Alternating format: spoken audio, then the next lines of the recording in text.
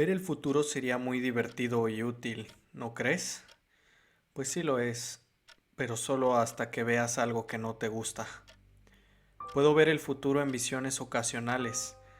Todos los lurianos tenemos una habilidad única, y a mí me tocó la que pensaba que era la mejor de todas, hasta que vi algo horrible. Vi una masacre. Todos en mi ciudad natal, incluidos amigos y familiares, perecerán de las maneras más espantosas y grotescas que existen.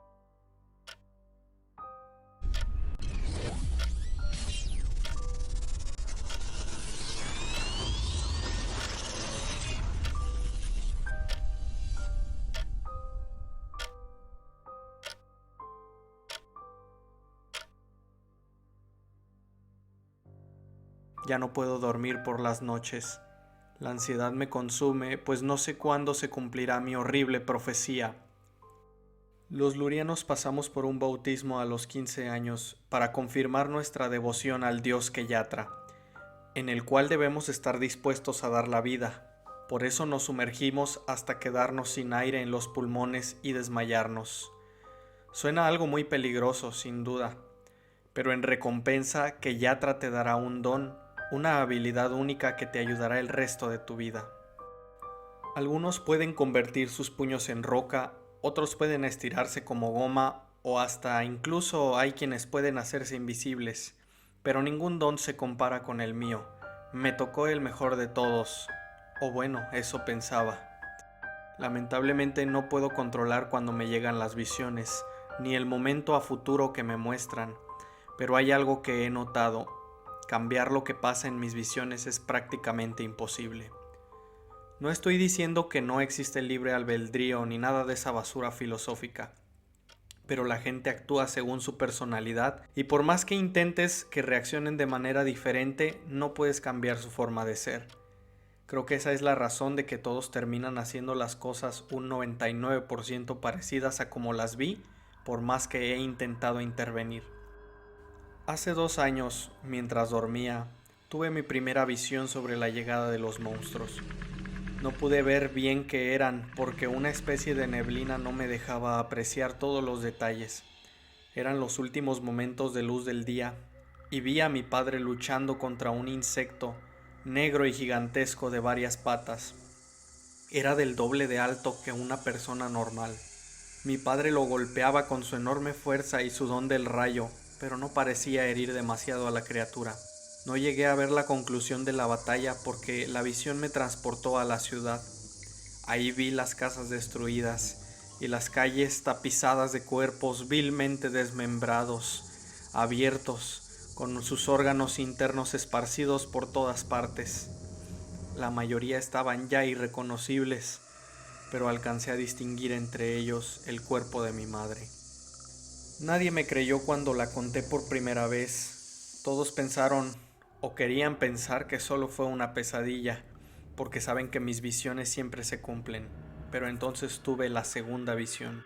Estaba a la intemperie, en un lugar muy oscuro. Solo oía el sonido del viento en las hojas de los árboles y un golpeteo constante, rítmico, acercándose. Parecían ser miles de ellos. Oí lo que creí que eran cientos de pasos acercándose. Sin embargo, me asustó más ver que no eran cientos de esos monstruos, sino solo uno, largo y enorme como un tren, totalmente oscuro, con antenas repulsivas y miles de patas.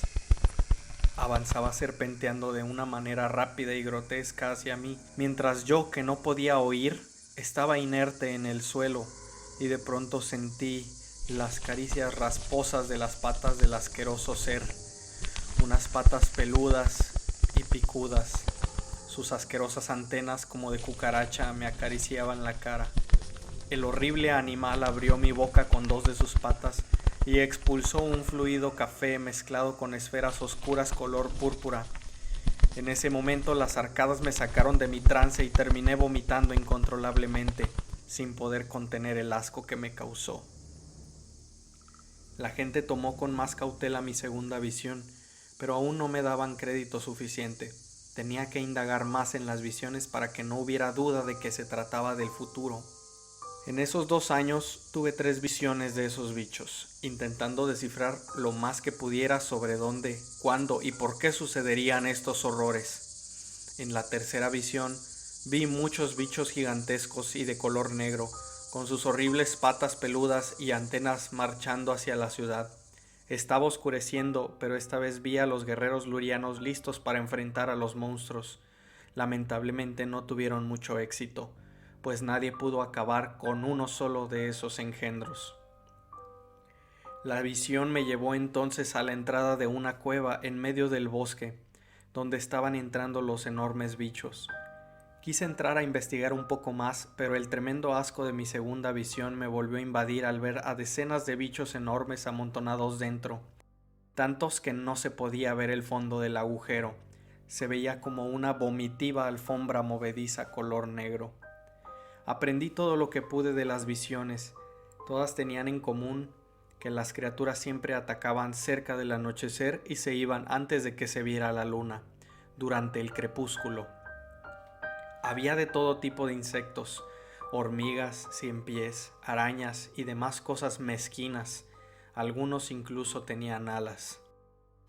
Recuerdo también que en la primera visión mi padre se veía algo más mayor, así que puede que tengamos tiempo, aunque no puedo saber qué tanto.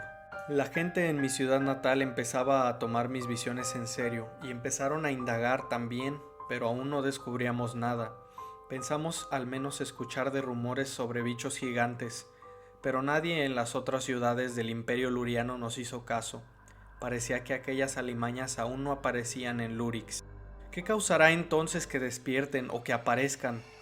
Después de recorrer las ciudades del Imperio Luriano en nuestra investigación, regresamos a casa un poco más tranquilos, pues podría significar que teníamos más tiempo.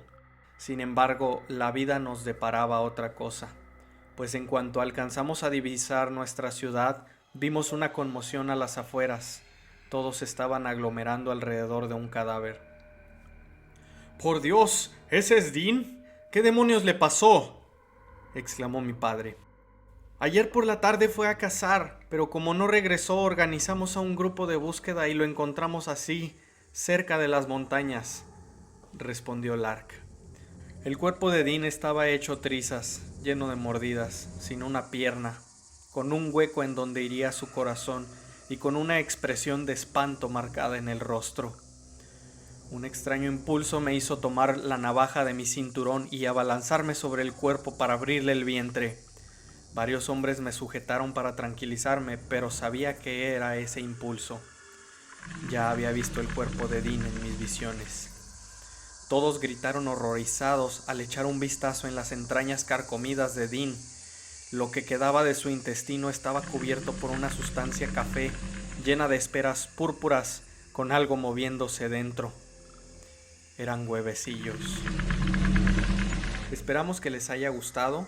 Pronto sacaremos más videos acerca de esta etapa en Lurix que se llama La Plaga.